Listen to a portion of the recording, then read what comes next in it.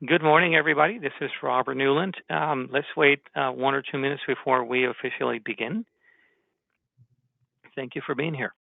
We have a few more people that still need to join.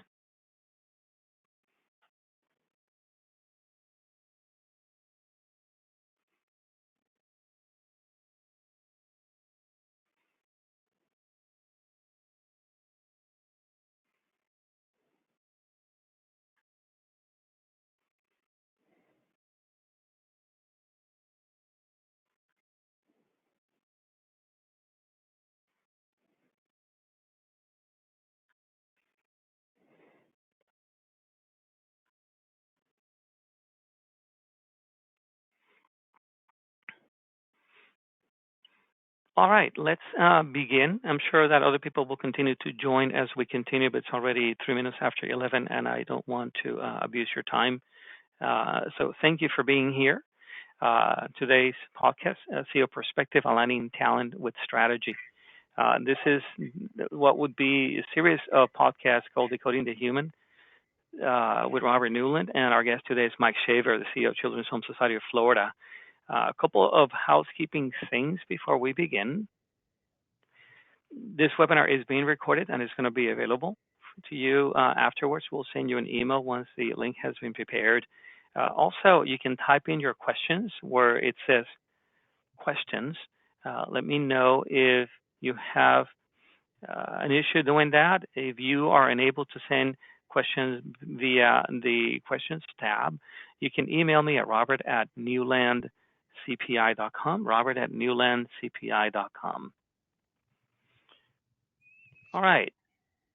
Before we begin, a little bit about our firm, Newland Associates. We help organizations decode the human for talent acquisition, talent management, and business performance. You can learn more about us at www.newland-associates.com. Very important for us and very proud of the fact that we have two great affiliations. Newland Associates is a shareholder of Career Partners International, which is one of the largest provider of services in leader development, executive coaching, career management, and career transition. We're also a Predictive Index certified partner. We're very happy to have those relationships. They allow us to provide great service to our clients, not just in Florida and Puerto Rico, but also across the globe. Now, I want to introduce Mike Shaver, our guest today. You can read about Mike in those bullets there, but I asked him for permission. He said it was okay. Mike, you there? Yes, I'm here. Great. So I met Mike. I got an interesting call from Mike a few years ago from, I think it was his assistant, who said, Mr. Shaver would like to talk to you. And we said, well, why is that? And she says, well, because since you guys were so good at recruiting away from us, hopefully you can be as good as finding somebody else for that vacancy now. So we've somehow built a good friendship and a business relationship out of that to this day. So fascinating how things happen. Mike, I'm happy Mike is here. He is one of those leaders that I think gets it when it comes to aligning talent and strategy. When you hear him speak, you will see that he's probably a very good role model for executives in your organizations. And so when we record this, you want to share with executives that you feel that may want to think about, talent management tied to talent to business strategy is something they need to look into more. Mike would be a great role model for them. So welcome, Mike. Thank you. Happy to be here. Great. So, Mike, before we begin, I was wondering if you can tell us a little bit about Children's Home Society, the organization that you lead. Sure, I'd be happy to. Children's Home Society of Florida, CHS, is the largest and oldest statewide organization serving children and families in Florida. We are celebrating our 116th year of operation. Our primary interest, our mission is really about building brighter futures for children and families, and we are part of building those bridges to success and all the work that we do. That work includes child welfare services, mental health services, early childhood services, and collaborative partnerships with universities, health centers that are really targeting population health as the primary outcome. We are serving every single county in the state of Florida with the exception of the Keys. Through those programs, we are about 1,800 staff statewide, and we have an annual operating budget of about $120 million. We are pretty heavily funded by government and public sources. We do quite a bit of fundraising, but we're in the unique space of the beneficiaries of our good work are actually not the purchasers of our service. So we see the talent advantage as the only thing, the most important thing that drives good outcomes, because we're in the business of trust and building relationships of trust with the children and families that we serve. And obviously talent is a big part of that. Thanks, Mike. And for a little bit more insight into your organization, and now what I want to do is sort of go to the topic at hand.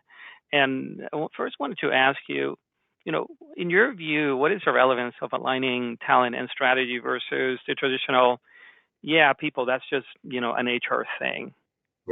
Yeah. I actually think that it is the biggest driver in our effectiveness, as I alluded to before.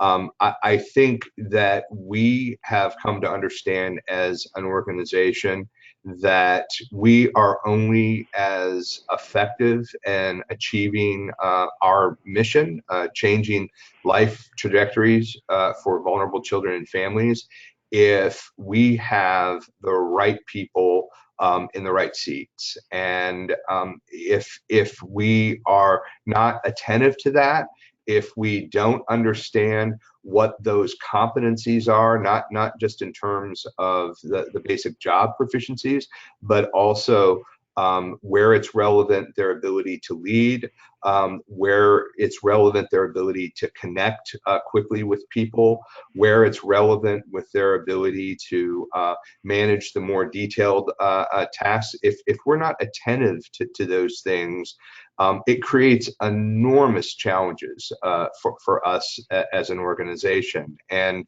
I would also say that when you're doing this work and you really are in the trust business, you begin to understand the importance of relationships, not only external in terms of how you work with families, but external in terms of how you work with your stakeholders, your funders, your board, but also internally. And that is all about relationships. And that is all about understanding people, what drives them, what's important to them, understanding that what they're trying to achieve and reframing that in the interest of the organization is all about exploring and taking advantage of as many tools as possible to understand each and every employee's ability to contribute to the success of the organization. And Mike, what I like about what you do is not just that you get that, but you're actually, proactively involved in the process. So while I understand you work with your talent management department and your HR team, you are front and center in that discussion as well.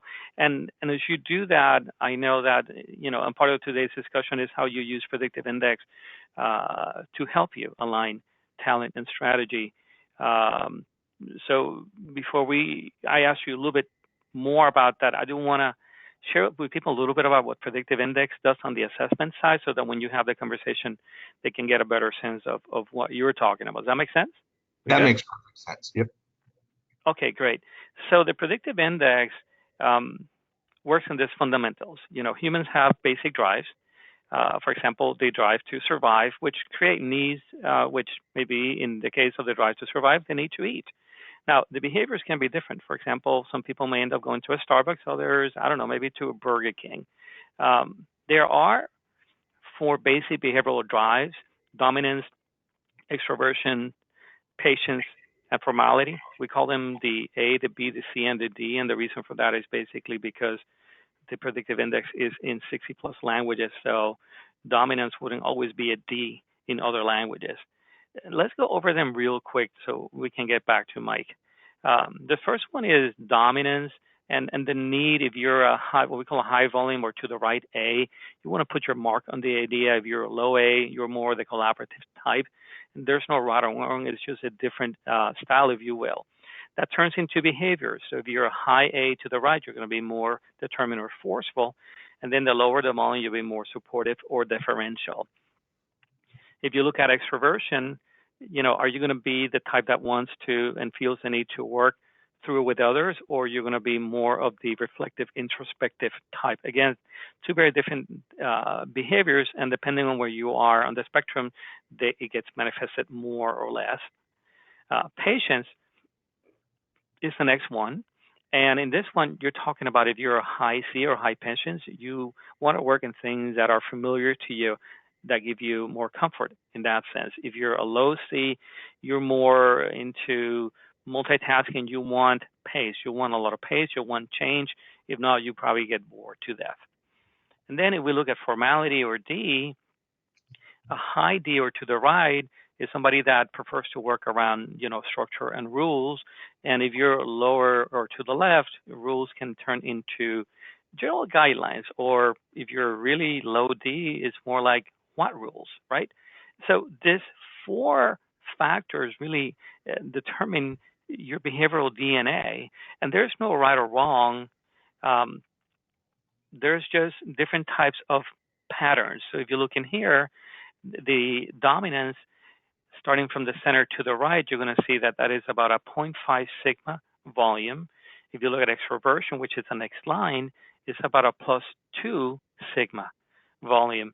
But then patients on formality, they go to the left of center to -1 sigma and -2 sigma.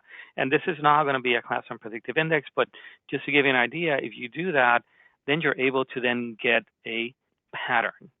And this person would be, as you can see, mid high on the A, really high on the B, which is extroversion, then lower on the C, patience, and lower on formality. Now, just to wrap this up, it's important to understand that there are different behavioral styles, and as leaders, we tend to manage to our loudest volume or highest drive. For example, if you look at General Patton, who's a high A, is the authoritative tail, so he led with his A. But then if you look at Martin Luther King Jr., there's a high B, so it was more the extrovert persuasive cell. You look at Steve Jobs, many of you know, and remember that an iPhone wouldn't go out until it was perfect. Talk about a man that excelled in that sea of patience that gave him the tremendous process that they have achieved. And then Alan Mulally, the former CEO of Ford, he led through structure, rules, systems, and processes. So now that I've given you that very short intro on predictive index, Mike, how are you using predictive index behavioral assessment to shape teams and leadership? Yep. First of all, what I want to, what I would like to offer, just to the point that you made before you kind of walk through the example of the PI. I do feel it's important that as senior leaders in an organization, we have to be front and center on initiatives like this, initiatives that are about assessing talent, aligning that talent and acquiring and developing that talent, because I have learned the hard way at previous organizations that if what your tendency is to do is to say, this is a project that my HR leadership team can implement, but it's not really embraced at across functions at the top of the organization.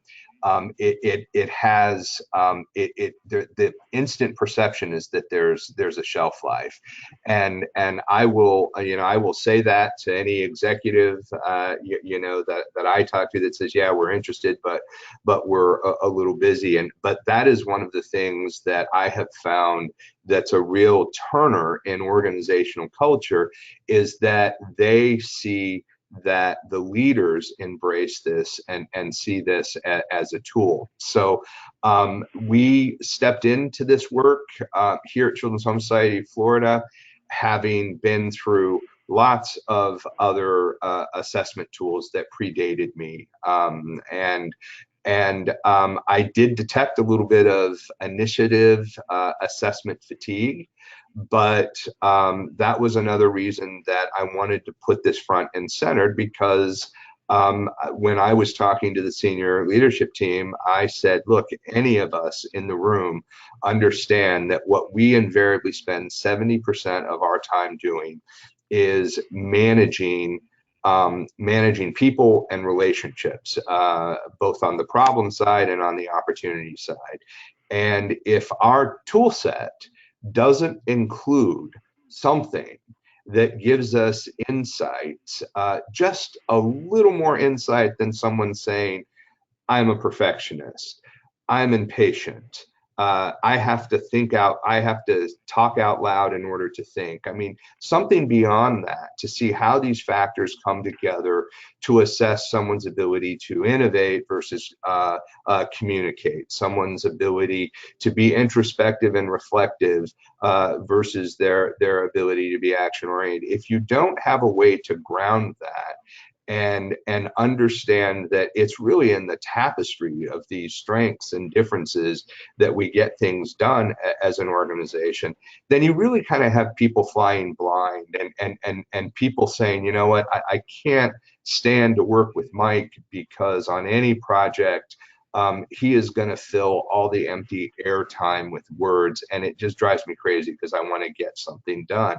It divorces those perceptions that we have of our differences and really grounds them in as Robert suggested in the tool, an unbiased, non-judgmental, complete picture of someone's strengths and how they lead and how they show up on problems based upon those natural drives and motives. And that is how we've used it. We've used it as a way for people to better understand each other. We've used it as a way to understand our blind spots, because we all have them. And sometimes absent tools like this, we get surprised by our blind spots and we stumble into problems that if we had just taken the time to think about it, we might have managed differently. And this sort of sets that tone from the beginning. The last thing I would suggest, I'm a big believer in successful organizations, that you build those organizations on trust, right? That everybody trusts that when there's a conflict or a challenge, we're all after the same thing.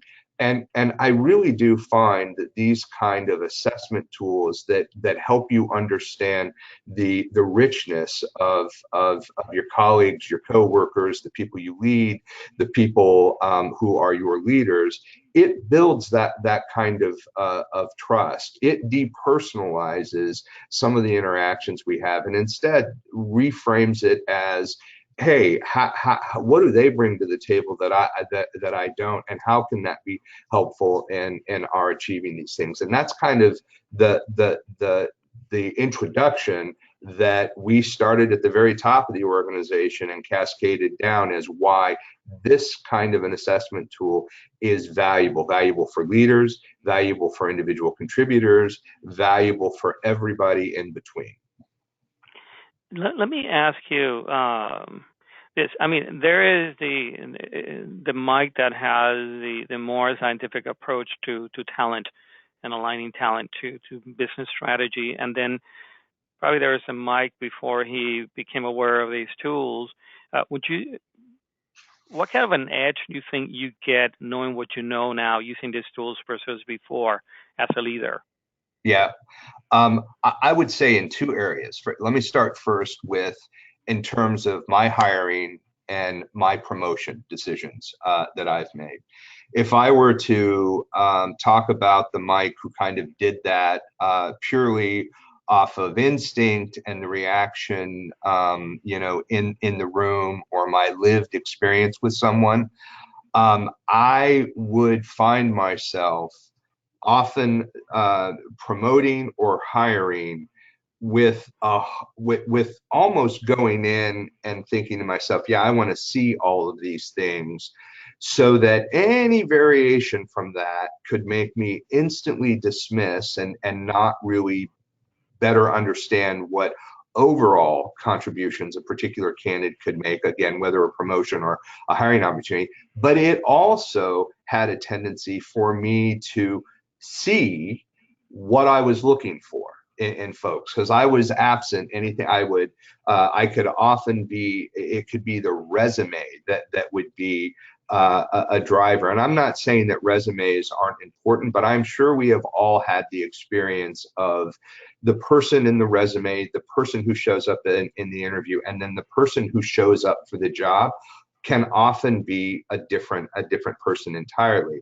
And so from a hiring and promoting perspective, it both gave me instant insights into where those blind sides might be, because sometimes you'd find someone that isn't a perfect fit, but you could understand going into it, this is where they might challenge. As in Robert's earlier example, they might not be process driven, but they're an operations leader, and process is a piece of that. And then you can look and say, well, where is the supporting talent for that? Because what they are really good at is they're good at innovation, they're good at relationship management. Well, absent the PI, you just have to collect a lot of information and make judgments based upon what you can glean from a resume, what you can glean from a recruiter if you've hired them and they're not using this tool, based upon other interviews, and then how they show up in the room. So that adds a really rich, important dimension to it. So on the development side, the employee development side, again, your ability to spot using the PI folks who have a natural skill set, whether it's on being process people, whether it's innovation, whether it's building culture within an organization. Your ability to use this tool and say internally, where could my champions come from, who really get voice of the organization and are really good at aligning and reinforcing and communicating. You actually have a reference pattern or a couple of factors that you want to look for, that you could actually build a team to that task. And it gives you more than just the insights. I am a big believer that with the increasing pressures of us all in organizational management to be more agile, to respond more quickly than we have before, relying on the conventional org structure that says, well, from the CEO level, I'll go to my functional leaders, who will go to mid-management, who will go to supervisors, and we'll rely on them to solve this problem. That is just not sufficient. It ignores sort of the bottom-up approach that can really create a vibrant, healthy organization that's able to embrace innovation in a better way, that's able to adapt to change more quickly than the conventional sort of top-down methodology. And the PI gives you some of those insights and allows you to think, even with your existing workforce or leadership team, whether or not you've got the right mix of people driving the work that's important to you as an organizational leader. So Mike, well, I'm going to go to this slide just for reference. I asked people to provide to answer three questions in the registration, which was around utilizing any kind of an assessment for aligning people and strategy for hiring or development activities. And I found interesting that we look at hiring and development. You have around 65% who answer in the affirmative, but when you go to aligning talent and strategy, it drops a certain amount. And as you and I discussed prior to the presentation, probably the amount of yeses is skewed, because we're sure that a lot of people that are attending today, we are preaching to the choir. I know there's a strong believers in this. We both feel that likely it isn't, so much the case out in the marketplace. What is your take, talking to your CEO colleagues, in terms of, who's using tools like this and who isn't, Yeah, and what do they tell you versus what you're doing? yeah. I think if you were to ask my colleagues, that you would see these numbers go down considerably. I know that at the as is shown here, it's most likely in the hiring process that there's some sort of an assessment tool in place.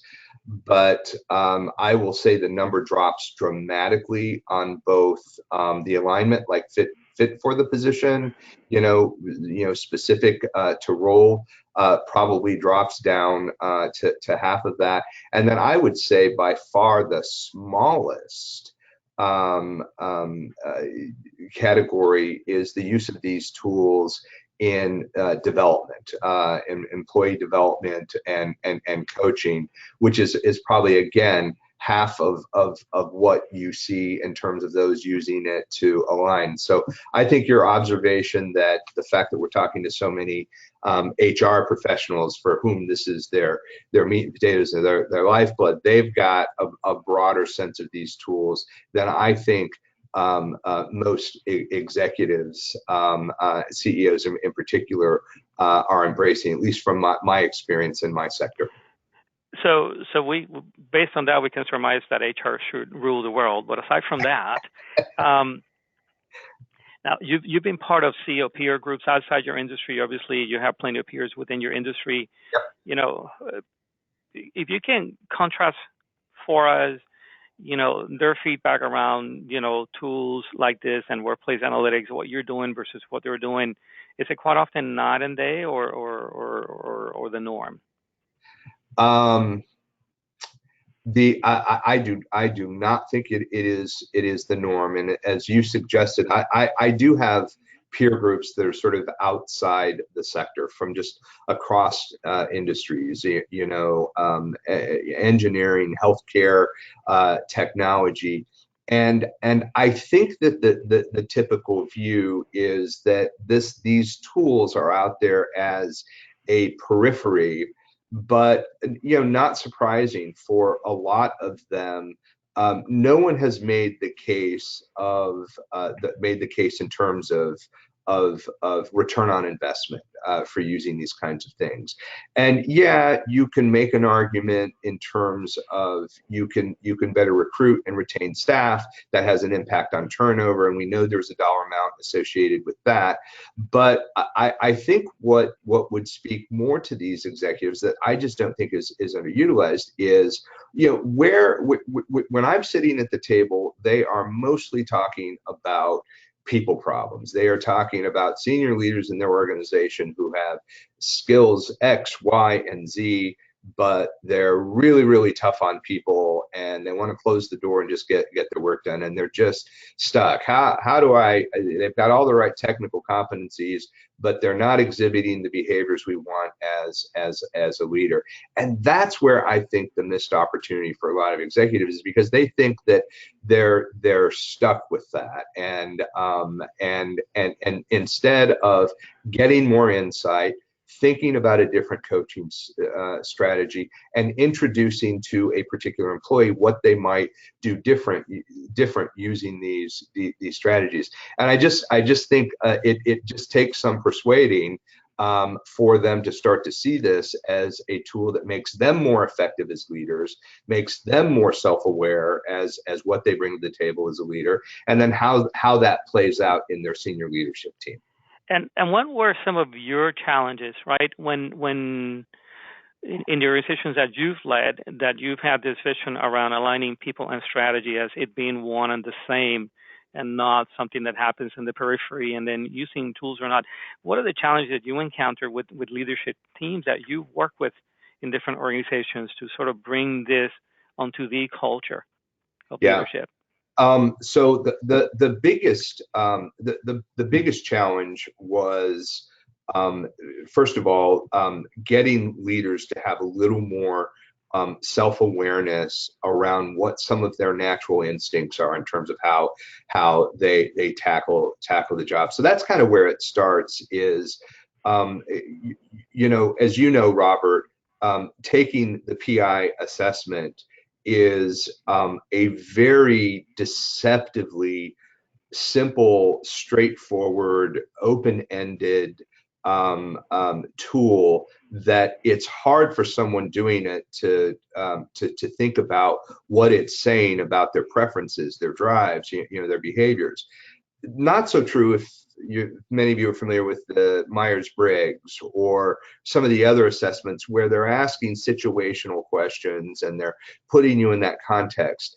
That getting people to see that applied as a tool really does provide some insight was the first big challenge. But the great thing is that the full profile that comes out, the narrative, so many people were stunned at how powerfully it spoke to their natural preferences. Once we got to that point, then we started to realize that some of the things at a team level, and I know you're going to talk more about this, that how a team comes together shapes our success in getting those outcomes. And we needed to do a better job aligning the people with the capacity to take a real detail-oriented, methodical, process-driven project to scale, needed to be put in a leadership position. We needed to lead them more. And then it just couldn't be the folks who wanted to do something different and something new, the innovators. And when we finally started to see that our team makeup and not aligning the tasks with the strengths was interfering with our own way to get things done, we really started to see a lot more synergy and progress on those projects. Now, you mentioned the team work styles, and I do have a few slides for you to talk about them. This is not your organization, but it's a component of workforce analytics going beyond an individual assessment. And so I'm going to go through them, and if you can provide some feedback, and then maybe correlate a little for the audience. How do you use, tools like this? For example, this is the slide that shows the team works house, the overall, and you can see, a heat map of a team, very enterprising, less aligning, less supporting, and less on the competing. You can't see it there, but it's competing. Right. So a class, and I'll just give you one from my own organization.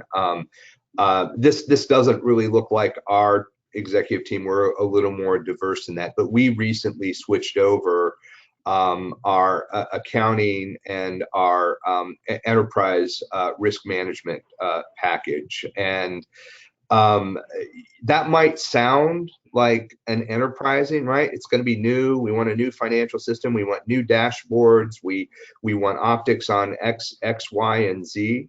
But in reality, you're really looking at how you get an organization to embrace a really process-oriented set of changes that fall more towards supporting and aligning.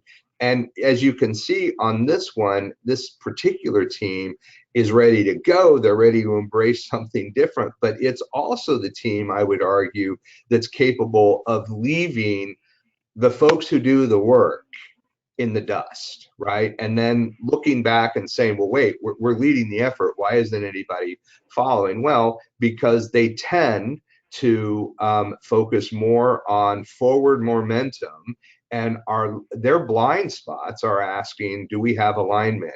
Have we fully taken into consideration all the process changes that are going to be required to implement this? So I think this is an example where you have to push yourself on that. And I think it's a great way, as we have about 10 minutes left, and I'm going to ask people if they have any questions, so please type them in.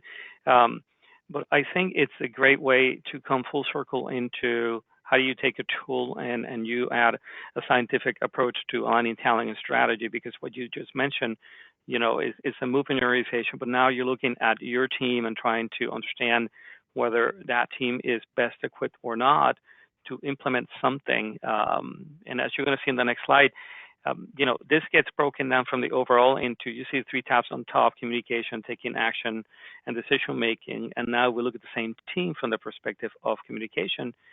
How do they communicate? And look how it changes. Very much so. Yeah, again, you could ask yourself about a change management strategy that requires real clarity throughout the organization, and this might be a good example of a team who's going to lead by explaining the why behind it. But you see that the respecting dynamic, maybe you might be pushed to understand where does everybody else show up at that. And again, Robert, for me, the insights that come from this it doesn't say this team can't manage a complicated change management process. It simply says to that team, we need to be mindful of our flank, which is really making sure that as we're having the conversation, as we're rolling this out in the organization, we're acknowledging the perspectives, the fear, the concerns of the rest of the organization, and not assuming that everybody wants to change as much as we want them to change. And that's going to be a blind spot for us. How do we fill that in? And certainly when it comes to taking action, which is the next one, is really interesting, sort of carries through, because this team, you can see, is very heavy into innovating, but look at what happens with implementation. It's like, what do you mean implementation? You mean somebody has to do that? Yeah.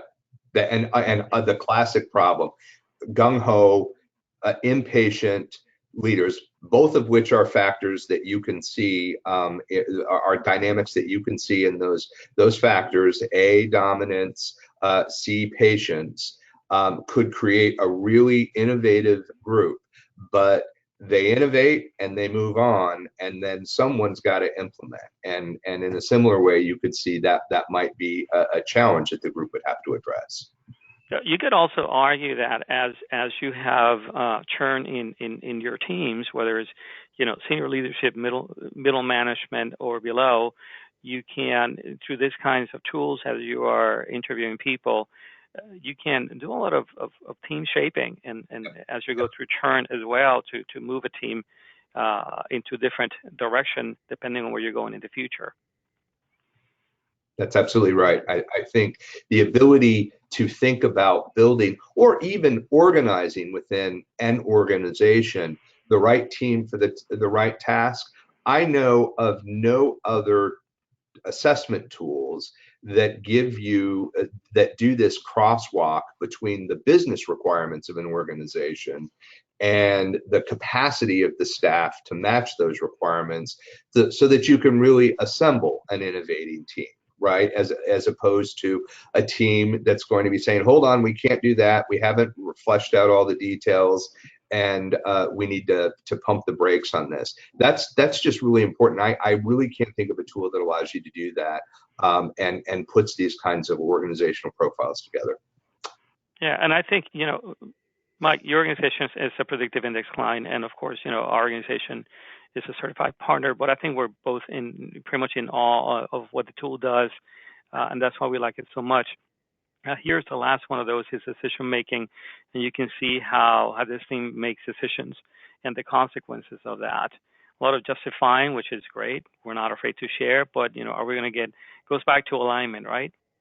Are we going to get aligned to then execute on this that we decided? Yep. So going back, this has been really, really great. I want to know, the whole process of incorporating assessments and workforce analytics into the leadership culture. How big of a challenge was it finally? Would you say that this is something that, as a CEO, you were able to implement into an organization over, a 3-month period, a 6-month period, a 2-year period, a 3-year period? Is it never ending? How does that move from it being a project that has a beginning and an end, and it really gets into the culture in a way that is sustainable, and then it can yield the results that you're talking about? So my personal view and my experience of this has been you can shorten the timeline to embrace this as a tool if there is a willingness at the top of the organization, right? The 3 or 5, 6 executives, depending on the side of the organization, irrespective of their functional roles, right? Not just the HR, the talent department that I rely on heavily, but instead take across functions, the leadership, and say, you are going to be certified analysts. And your first responsibility is going to be to analyze your team and work with your team and use this assessment tool so that they better understand each other, they better understand you, and you can be more effective as a team. Because I think that kind of alignment is just critical. I think it is the flywheel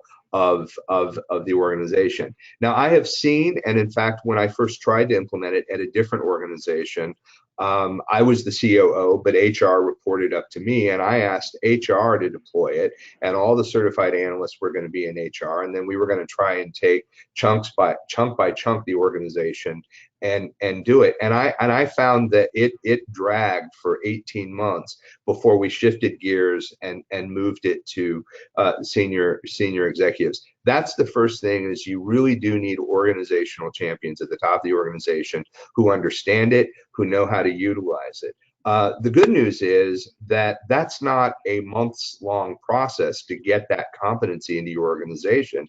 It's actually a 3-day training, and I would argue within 2 weeks of that training and a little bit of time online, and then working with experts like the folks at Newland Associates, you can very quickly start doing some work internally and start cascading it down.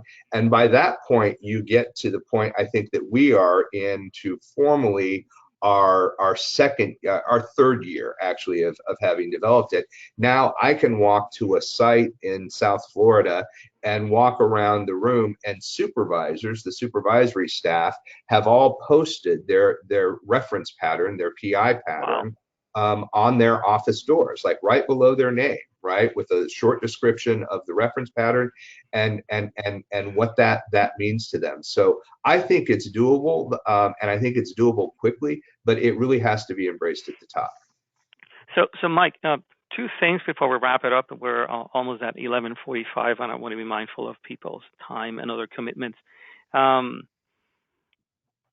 Here's a question from HR, which is, you are, and I'll paraphrase this, you're a CEO, so you have the ability to tell people, okay, here's what we're going to do, and of course you need to bring them on board. I get that, but how do you suggest an HR leader achieve that with an organization that may not have a CEO with the vision of that you have when it comes to talent strategy and using these kinds of tools to bring it to the next level? How do they get them there? Yeah. What's your take on that as a CEO? That's a good question, and I think the benefit you have as an HR leader is that you probably have a good lens as to where the people problems are getting in the way of the CEO's top priorities. If what you can do is isolate and with as much specificity as possible how the leaders in the organization might be getting in the way because of their lack of alignment, and talk about this as a tool to open that up a bit and get some insights at the next in-service or an executive retreat or something like that. That's how I think the value proposition can be communicated, is that you've got to reframe it in hey, I know at the last executive staff meeting you voiced some frustration that this product still isn't out to market yet. and there was a lot of finger pointing, but there is a way that we can get better alignment, and it kind of starts by building trust with using this really simple tool. And I would suggest we do it and bring someone in to kind of talk about what the profile of our team is. That's the kind of thing that I think could make a difference, is if you can isolate a problem and say better insights into our leadership, and our relationship with each other can actually move the needle on this priority of yours. Okay. Well, Mike, it's 11:46. I want to thank you for your time. I want to thank everybody who joined us today. It's been a wonderful conversation with you. Just want to let everybody know that later in February, we're going to have another podcast. It's going to be talent acquisition challenges. We're using the healthcare sector, not with that specificity, but certainly is one of the most challenging sectors in talent acquisition. So we have a lot to learn from them. We know the market is really, really tight in that space. And we have Jeff Juranak, Director of Talent Acquisition at Health First, Maggie Barroso from Miami Children's, or I should say the Nicholas Children's Health System. She's the admin director for talent effectiveness and learning development. And our very own Jeremy Fundring, our VP of executive search of our executive search practice here at Newland Associates. That should be coming up soon. And I'm also, before we go, I'm going to send you a brief on the Predictive Index, so you're familiar with it. I want to thank everybody for being here today. Mike, again, I can't thank you enough. At the very least, I owe you lunch. My pleasure. Thank you so much. Thank you, everybody, for having come today. Have a great rest of your day. Thank you.